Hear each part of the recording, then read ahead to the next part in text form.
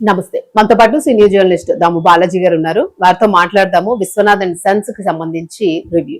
నమస్తే సార్. నమస్తే sir, cinema ఎట్లా ఉందనుకోవచ్చు? విశ్వనాథ్ అండ్ సన్స్ రివ్యూ మీరిచ్చే యా చాలా కాలం తర్వాత సూర్య తెలుగులో డైరెక్ట్ సినిమా మళ్ళీ చేశాడు. విశ్వనాథన్ సన్స్ దీనికి వెంకీ అట్లూరి అంతకుముందు సర్, తర్వాత అదేంటి లక్కీ భాస్కర్ సినిమాలో హిట్ మీద ఉన్నాడు.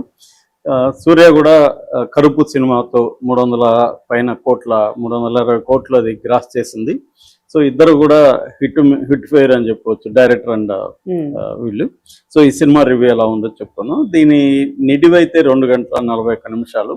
దీంట్లో యాక్టర్స్ సూర్య, శివకుమారు, తర్వాత మమితా బైజు ప్రేమలు అనే సినిమాతో తెలుగులో పరిచయం అయింది. సో రాధిక, రవీనా టాండను, వైవి హర్ష వీళ్ళు మంచి కాస్టింగ్ ఉంది. ఇక వెంకీ అట్లూరి దీనికి డైరెక్టరు, సూర్యదేవర నాగవంశీ ప్రొడ్యూసరు, జీవి ప్రకాష్ మ్యూజిక్ చేశాడు, నిమిషా రవి ఆయన కెమెరా చేశాడు. సో బేసిక్గా మనకి గజనీలో ఎట్లాగైతే సంజయ్ రామస్వామిని పాపులర్ అయ్యాడు అప్పట్లో సూర్య క్యారెక్టర్, అలాగా దీంట్లో కూడా సంజయ్ విశ్వనాథ్ అనే క్యారెక్టర్ ఒక రకంగా గుర్తుకొస్తుంది అనమాట. ఆ క్యారెక్టర్ సంజయ్ విశ్వనాథ్ ఇతను బేసిక్గా ఇతను షూటర్ అనమాట, పిస్టల్ షూటరు, గోల్డ్ మెడలిస్టు దాంట్లో. సో ఇతనికి ఒక 3 ఏళ్ల బాబు ఉంటాడు. ఆ బాబు భార్య ఉండదు. ఆ 3 ఏళ్ల బాబుకి బోన్ మారో ప్రాబ్లం ఇష్యూ వస్తుంది. దానికి డోనర్ కావాలి. దానికి డోనర్ ఇండియాలో ఎవరు దొరకపోతే యుఎస్కి వెళ్తాడు. అక్కడ ఈ మ్యాడీ అనే ఈ మమితి బైజు ఈమె దొరుకుతుంది. అక్కడ నుంచి ఆ అమ్మాయికి ఏమో ఏజ్ తక్కువ, ఇతను 40+, అమ్మాయి 20+. సో ఇండియాకి తీసుకొస్తాడు. అక్కడ నుంచి అనుకోకుండా అమ్మాయి ఇతను లోలో పడుతుంది. దానివల్ల వచ్చే ప్రాబ్లమ్స్, ఆల్రెడీ ఇతను మిడిల్ ఏజ్లో ఉంటాడు, ఆ అమ్మాయి చిన్న అమ్మాయి, దాదాపు 20 ఏళ్ళ గ్యాప్ ఉంటుంది వీళ్ళిద్దరికి. సో ఇంత ఏజ్ గ్యాప్లో స్టోరీ ఎలా ఉంటుంది, వీళ్ళ మదర్ రాధిక రోల్ ఏంటి, రవీనా టండన్ రోల్ ఏంటి, ఈ బాబు పరిస్థితి ఏమైంది, ఇది బేసిక్గా స్టోరీ. మామూలుగా ఏంటంటే దీంట్లో ఒక రకంగా చెప్పుకోవాలంటే ఇది ఫ్యామిలీ ఎమోషనల్ స్టోరీగా మనం చెప్పుకోవచ్చు. దీంట్లో ముఖ్యంగా బిగినింగ్ అంతా కూడా ఇంట్రడక్షన్స్ ఇవన్నీ ఉంటాయి. ఫస్ట్ 20 మినిట్స్ స్లోగా సాగుతుంది, దాని తర్వాత వేగం అందుకుంటుంది. ఫస్ట్ హాఫ్ చాలా ఎంటర్టైనింగ్గా బాగా వెళ్తుంది. ముఖ్యంగా హాస్పిటల్ సీక్వెన్స్ కానీ, తర్వాత ట్రిప్ కామెడీ ఇవన్నీ కూడా బాగుంటాయి. హోటల్ ఫైట్ ఒకటి చాలా బాగుంటుంది. సో ఇంటర్వెల్ నుంచి అన్ఈవన్గా ఉంది, సెకండ్ హాఫ్ అన్ఈవన్గా ఉంది. ముఖ్యంగా ఇంటర్వెల్ తర్వాత బిగినింగ్ పార్ట్ బాగుంటుంది, మిడ్ పార్ట్ కొంత బోరు లాగింగ్ ఉంది. ముఖ్యంగా రవీనా అనే ఎపిసోడ్ అయితే ఖచ్చితంగా బోరు కొడుతుంది. తర్వాత మళ్ళీ క్లైమాక్స్ చాలా ఎమోషనల్ క్లైమాక్స్ ఉంది. ఇది బేసిక్గా స్ట్రక్చర్. ఇక పెర్ఫార్మెన్స్ విషయానికి వస్తే సూర్య పర్ఫెక్ట్గా తన ఏజ్ రిలేటెడ్ క్యారెక్టర్ చాలా బాగా చేశాడు. అన్నిటికంటే చెప్పుకోవాల్సింది మమితా బైజు, అంటే దాని ఏమంటారు, షో స్టీలింగ్ యాక్టింగ్ అంటారు.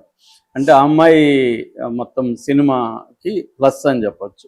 అంటే అమ్మాయి ఎనర్జీ కానీ, అమ్మాయి క్యూట్నెస్ కానీ చాలా బాగా చేసింది అమ్మాయి. ఒక రకంగా ఈ సినిమాకి పెద్ద అసెట్ ఎవరంటే మమితా బైజుని. తర్వాత రాధిక, సూర్య, మమితా బైజు మీద వచ్చే సన్నివేశాలు మాత్రం ఎక్సలెంట్ గా ఉంటాయి. అవన్నీ బాగా డిజైన్ చేశాడు. తర్వాత దీంట్లో ప్లస్ అని చెప్పుకోవాల్సింది స్క్రీన్ ప్లే, డైలాగ్స్ అండి. డైలాగ్స్ ఇవాళ జంజీకి కనెక్ట్ అయ్యే విధంగా ఉన్నాయి, చాలా బాగున్నాయి డైలాగ్స్. జంజీ పదే సినిమాని ఎంజాయ్ చేసే విధంగా డైలాగ్స్ కానీ స్క్రీన్ ప్లేగా ఉందన్నమాట. వెంకీ అట్లూరిని ఆ విషయంలో ఖచ్చితంగా అప్రిషియేట్ చేయాలి. ఇక మ్యూజిక్ కూడా అనేవన్గా ఉంది. అంటే ప్రకాష్ కుమార్ మంచి మ్యూజిక్ డైరెక్టర్, కానీ ఎందుకనో మరి దీన్ని బాగా ఎలివేట్ చేసే స్థాయి గొప్ప మ్యూజిక్ అయితే ఇవ్వలేకపోయాడు. అట్టని బ్యాడ్ కాదు, మ్యాక్సిమం ఈ సినిమాకి సూట్ అయింది. అంటే మనకి ఒక అత్తారింటికి దారేది, మిస్టర్ పర్ఫెక్ట్, బొమ్మరిల్లు ఇలాంటి సినిమాలు గుర్తుకొస్తుంటాయి. వాటిని కాపీ కొట్టాడని కాదు, కానీ సిమిలారిటీస్ కనబడతాయి మనకి. ఎందుకంటే మామూలుగానే కథలే కొత్తవి ఏమి లేవు, అందులో ఫ్యామిలీ స్టోరీస్ అంటే సిమిలారిటీస్ కనబడుతుంటాయి. అవి కనబడినప్పటికి కూడా దీనికంటూ ఒక యూనిక్నెస్ అయితే క్రియేట్ చేయగలిగాడు వెంకీ అట్లూరి. ఖచ్చితంగా కాపీ అనేది దేనికి కాపీ అని చెప్పలేము, ఒక యూనిక్ దీన్ని క్రియేట్ చేసుకున్నాడు. అంటే ఒక స్టోరీ వరల్డ్ బిల్డప్ చేశాడు. దాంట్లో ఎమోషనల్ కామెడీ, ఎమోషన్స్, ఒక కాన్ఫ్లిక్ట్ ఇవన్నీ తీసుకొని చేశాడనమాట. సో నాకున్న మైనస్ పాయింట్ చెప్పాలంటే మేజర్ లెంగ్త్ అండి. ఇంకొక 20 మినిట్స్ కట్ చేసి ఉంటే ఇది నిజానికి చాలా బాగా వచ్చింది.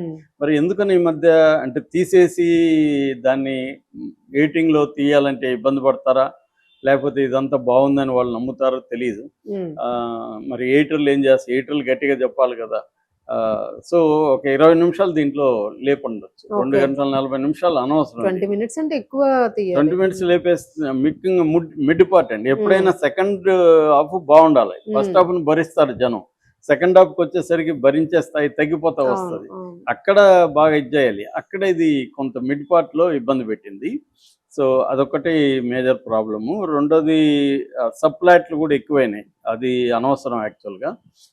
ఇవి నాకు మైనస్లుగా కనబడింది, ఈ లాగింగ్ అండ్ సబ్ప్లాట్లు, రవీనాథ్ అనే ఎపిసోడ్, అక్కడక్కడ మ్యూజిక్, ఈ 4 విషయాలు మైనస్. ఇక ప్లస్లు చెప్పుకోవాలంటే పెర్ఫార్మెన్స్లు చాలా బాగున్నాయి, స్క్రీన్ ప్లే, డైలాగ్స్ చాలా బాగున్నాయి, తర్వాత ఎమోషన్స్ మంచిగా వర్కౌట్ అయినాయి. ముఖ్యంగా వాళ్ళ ముగ్గురు మధ్య జరిగే సీన్లన్నీ కూడా చాలా ప్లెజెంట్గా ఉంటాయి.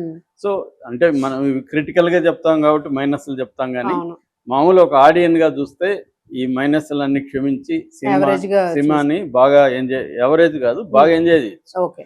ఫ్యామిలీ ఆడియన్స్ అంతా హ్యాపీగా సినిమాకి వెళ్ళి ఎంజాయ్ తగిన సినిమా. ఖచ్చితంగా ఇది హిట్ అవుతుంది. ఈ సాంగ్స్ సాంగ్స్ ఆల్రెడీ హిట్ అయినాయి, మనం చూసాము యూట్యూబ్ లో. సాంగ్స్ అంతా మంచి ఇది వచ్చింది, సాంగ్స్ కూడా బాగుంది. అంటే దీంట్లో ఇంకొకటి ప్లస్ చెప్పుకోవాల్సింది ప్రొడక్షన్ వాల్యూస్ అండి. అంటే నాగవంశీ వాళ్ళు అంటే వాళ్ళకి ఒక లెక్క ఉంటది, హిట్ అవుతుంది అనుకుంటే సినిమా దానికి ఖర్చు పెడతారు, ఇది హిట్ కాదులే అనుకుంటే తగ్గించేస్తా వస్తారు. ప్రొడ్యూసర్లు మామూలుగా చేసే పని అది. అందువల్ల దీనికి వాళ్ళ కాన్ఫిడెన్స్ ఉంది ముందు నుంచి కూడా. అంటే ఈ కాంబినేషన్ కానీ, వెంకీ స్క్రిప్ట్ కానీ, దీనికంతా కాంబినేషన్ బాగుంది. దానివల్ల వాళ్ళు మంచిగా ఖర్చు పెట్టారండి. అంటే ప్రొడక్షన్ వాల్యూస్ చాలా బాగున్నాయి, అంటే క్వాలిటీ సినిమా మనకు కనబడుతుంది అనమాట. అంటే ఒక్కొక్కసారి డబ్బులు వేరే దానికి ఖర్చు అవుతుంది, కానీ ఇక్కడ ఏంటంటే